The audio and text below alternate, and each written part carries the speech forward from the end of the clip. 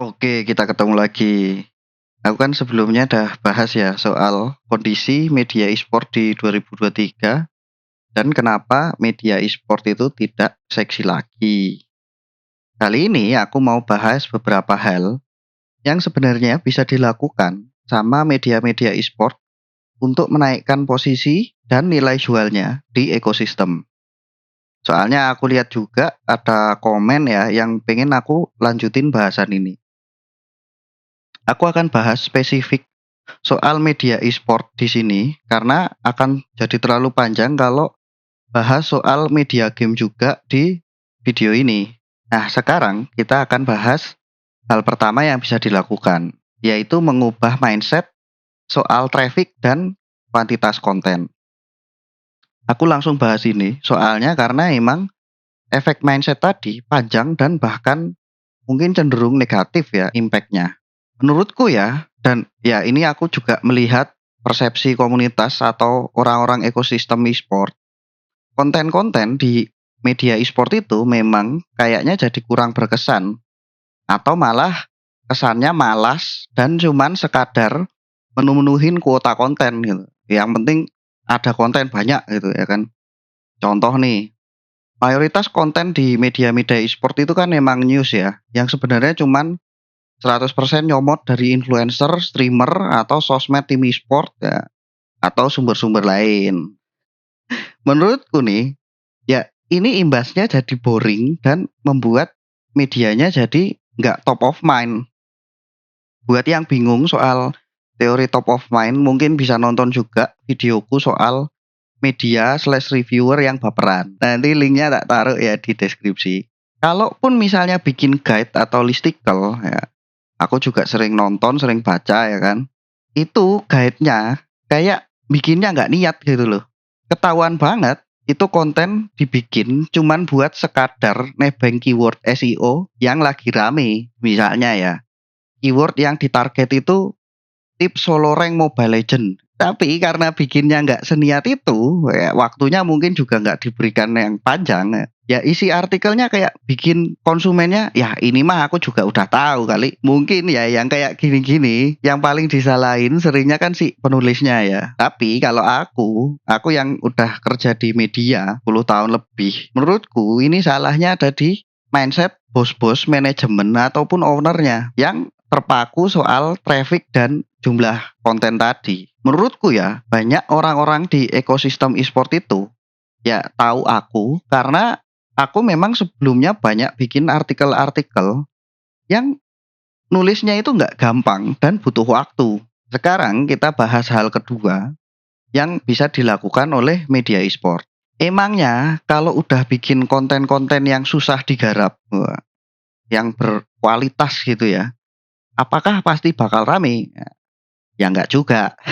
Satu hal yang kayaknya nggak banyak disadari sama owner atau manajemen media e-sport adalah ada perbedaan besar soal konten effort dan marketing effort.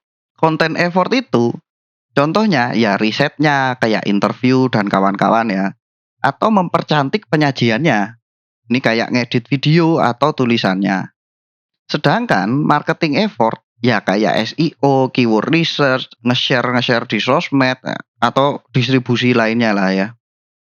Kebanyakan media, bahkan termasuk media di luar game dan e-sport, maunya dua jenis effort atau disiplin ilmu tadi digabung jadi satu orang atau satu divisi.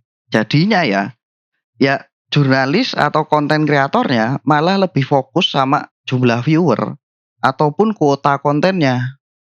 Makanya banyak penulis konten yang tulisannya jelek atau risetnya minimalis. Atau ya ada juga yang kebalikannya. Ada juga media-media yang beranggap kalau kontenku berkualitas, orang pasti akan nyari kontenku. Wah, ini ya nggak bisa juga sih. Yang bikin konten di zaman sekarang itu jumlahnya ratusan juta atau bahkan miliaran. Ya ini kalau kita ngomong di semua platform dan semua jenis konten ya, dari mulai video, gambar, dan teks gitu kan. Kalau kita ngelihat di brand ya, yang jual produk gitu. Makanya kita biasanya pasti melihat ada 3 divisi besar. divisi produk, sales, dan marketing. Ya mencret juga orang-orangnya kalau 3 divisi itu dijadiin satu. Ya atau malah nggak jalan juga semuanya. Analoginya gini ya, ini kayak satu tim MOBA, tapi ini isinya tanker semua atau carry semua. Ya nggak bisa juga. Itu tadi hal kedua ya. Hal ketiga yang bisa dilakukan adalah fokus pada kolaborasi, bukan kompetisi. Maksudnya gini, sekarang itu tidak sedikit orang-orang media yang saling nggak suka satu sama lain. Media yang punya domain sendiri, nggak jarang yang nyinyir sama media yang ada di sosmed. Atau ada juga media-media yang berbasis video, mungkin mandang remeh media yang berbasis teks. Atau ada juga media-media yang nggak suka sama influencer, cosplayer, ataupun ad platform ya kan. Ya menurutku nih, influencer-influencer itu, ya itu dideketin ya kan, diajak kerjasama, jangan dimusuhin. Atau yang lain lah, maksudnya semangatnya itu adalah semangat kolaborasi. Gak sedikit ya, YouTuber, influencer, cosplayer, pro player, dan kawan-kawannya ya, yang sebenarnya sangat open sama media. Open ini maksudnya ya nggak semua-semua diduitin gitu ya. Misalnya kayak KB, Aji Swen, Oji, Ranger Mas ya kan, Cornet, Wolfie atau yang lainnya yang terlalu banyak disebutin semua. Itu ya sebenarnya sangat open kalau sama media. Jadi diajak interview gitu ya, ya santai-santai aja. Walaupun mereka fansnya udah banyak banget gitu kan. Ya memang yang tidak mau diinterview atau diajak kolaborasi mentang-mentang udah ngetop itu ya banyak juga. Tapi ya kayak aku yang sering bilang, jangan stereotyping. Terakhir, penutup nih. Sebenarnya 3 hal tadi itu ya memang tidak lengkap ya kan, dan bisa dijabarin lebih panjang dan lebih jauh lah ya. Tapi kayaknya bakal tambah nggak laku kalau videonya tambah panjang lagi.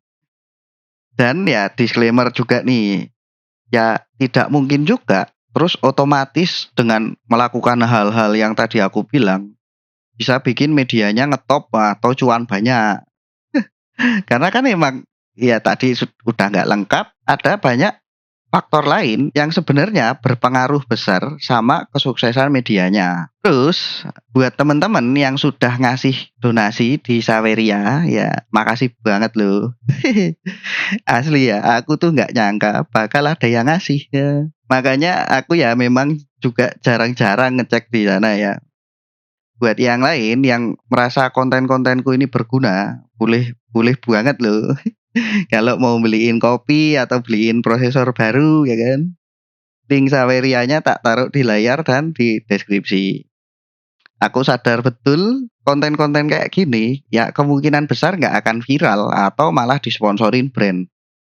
Jadi ya harapannya mungkin memang cuman ke segelintir orang yang pengen support konten-konten kayak gini. Ya wis gitu aja ya. Sampai ketemu lagi kapan-kapan. Dadah.